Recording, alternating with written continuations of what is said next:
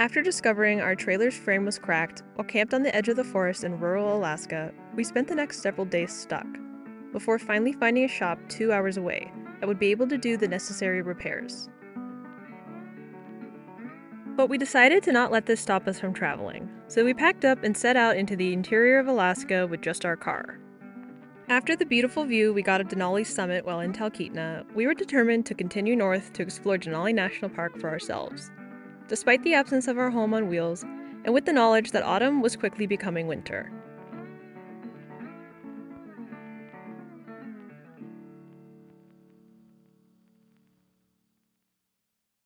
Upon arriving in Denali, we wasted no time, and immediately headed into the park to explore the Savage River Trail. This is the farthest into the park that a private vehicle can drive, so we'd have to book a bus ticket to explore deeper in. The park is located at the intersection of 5 different indigenous peoples' ancestral lands: the Atna, Dina Ina, Ko Yukon, Upper Kuskokwim, and Tan Ana peoples.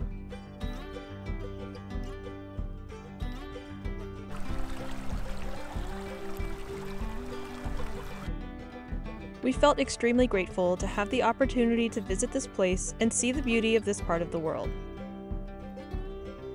This trail was honestly like nothing either of us had seen before, and the changing leaves made it all the more scenic.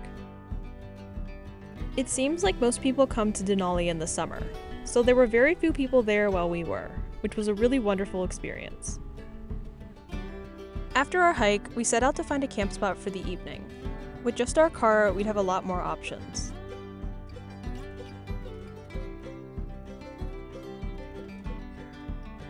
We quickly found this gorgeous spot along the Nenana River, and explored what would end up being where we camped the entire time we were here.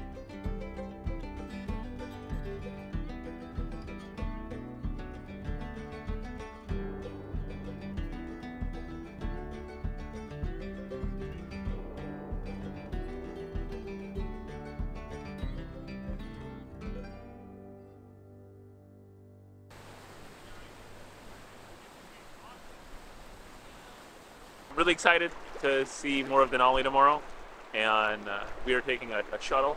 It's going to be able to take us out more than 15 miles, because right now that's what you could take your own personal vehicle to. We did that today, and it was a lot of fun, but I want to see what else is out there. Maybe we could see more wildlife. The next morning, we hopped on a bus and set out into the park.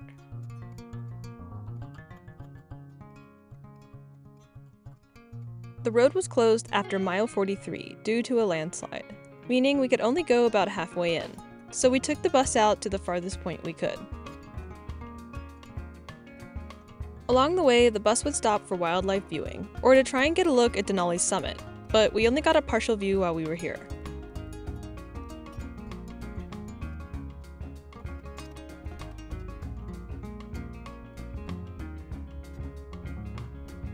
After about an hour and a half, we arrived at the East Fork River, and headed out to explore the tundra on foot.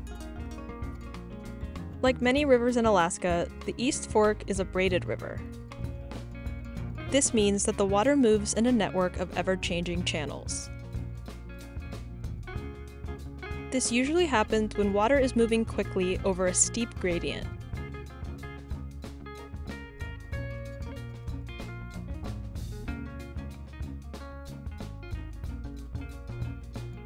After several hours of exploring, we hopped back on the bus. We mostly saw wildlife from afar during our ride, but we did have one close encounter on the way back.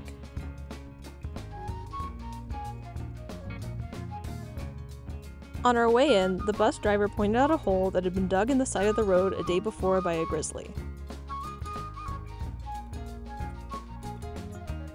So we felt it safe to assume the bear we observed here was the culprit.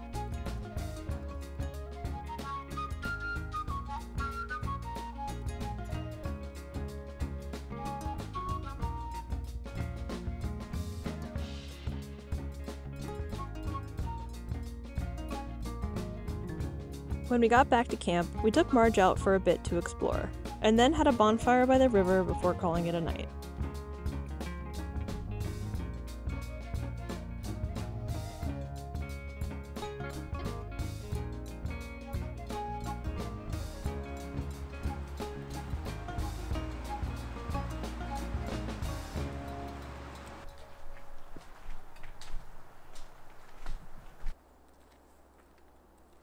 We spent the morning catching up on some work, before heading into the park to explore the Horseshoe Lake Trail.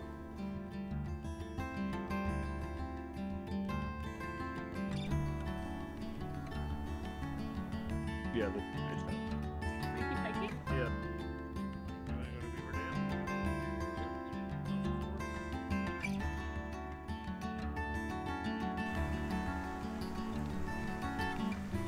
For some reason, seeing the beavers here in their natural habitat really touched my heart. The cold, clear water they live in, the immense work they put into shaping the landscape to support themselves and their young, I was awestruck with admiration for the way that they live their lives. Simple, but not easy.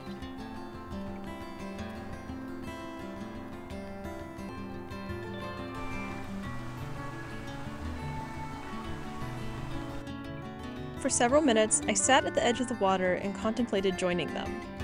Never before had a body of water I knew to be frigid called to me so fiercely. Knowing I could never be part of their world, I had to settle for capturing it in the best way I knew how.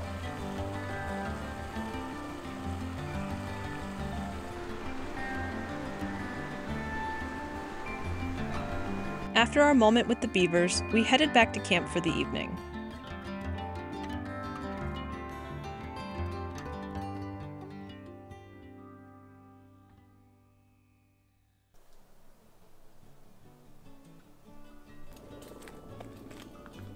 We had to spend most of this day doing chores and work, but it was our last day in Denali, so we made sure to get one last hike in. We decided to kind of just wander around the park, and found a hill to hike up to get a nice view.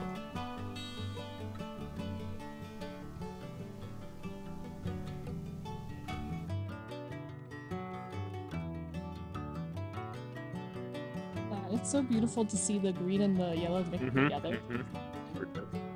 Oh, it's amazing, huh? You like those fall colors? I really like the fall colors. Really beautiful.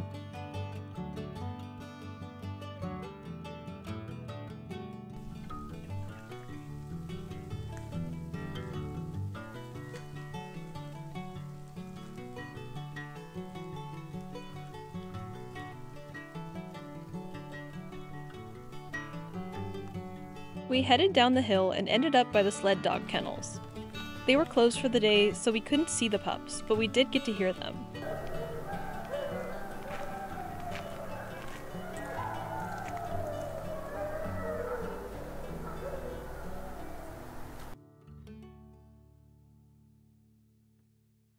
The next morning we drove to Fairbanks to check out the town and go to the library.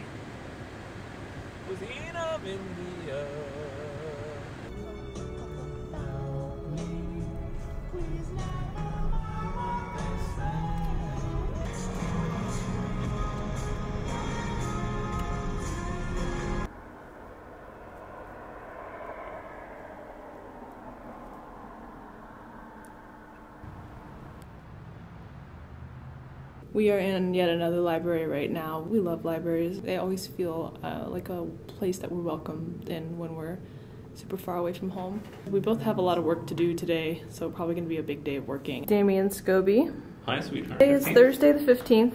We've been in the car for a week now. How are you doing? Doing okay. I don't really enjoy sleeping that much just because we don't have enough room lengthwise. We're tall boys, yeah. And also lately my hips have been hurting just laying on. It's because it's a harder surface than you're used to. Yeah. But other than that, it hasn't been too bad car camping. It's a little bit disappointing that we didn't bring the propane gauge that connects to the wood propane stove. regulator for our Coleman camp stove. Yeah. We thought that we had it with us. Yeah. But it turns out that we don't, so we haven't been able to cook or heat up anything. Yeah, exactly. And we went to many different locations to try and see if anyone had any in inventory, but they're all sold out. Yeah, apparently people are having a hard time getting Coleman products right now, so we've been SOL the past week. So we've been eating a lot of like PB&J, hummus and bread. I ate a can of chili straight out of the... Cold, straight out of the can? Yeah. Yeah, and we've been eating out more too, which we don't love doing, but it's kind of one of our only choices. We did get some really good Indian food last night though. Yeah. Yeah, That was really tasty. That was pretty good. The furthest north Indian restaurant. Yeah, that's what it said. Guy Fieri was there. So. I mean, not while we were while there. Yeah. But Guy Fieri was once visited there. Back in the meantime. But overall, car camping's been fun. We've been able to go to a lot of different locations in a faster way than we would if we had Dusty, the trailer, because she slows us down a little bit. After this, we got a call from the shop to let us know our trailer would be ready to pick up the next day. But there was one more place we wanted to go while in the area, so we found camp for the night and went to sleep early.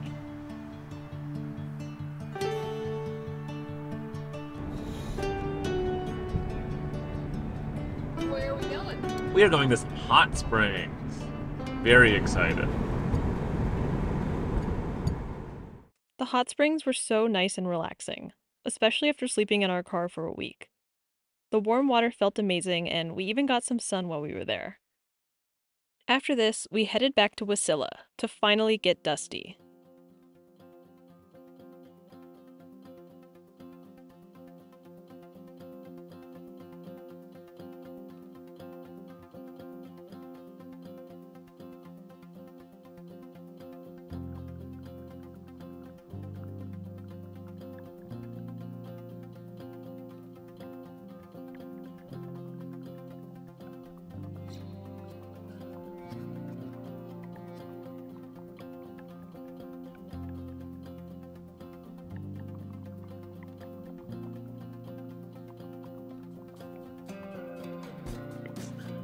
See her? There she is.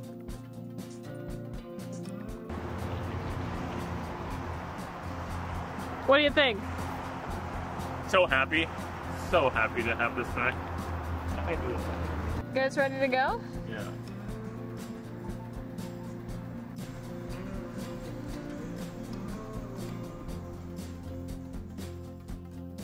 And just like that, we drove off into the sunset and on to the last leg of our Alaskan adventure.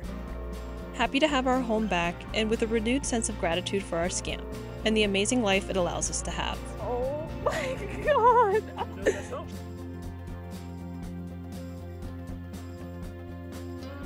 You garden your house, Marj?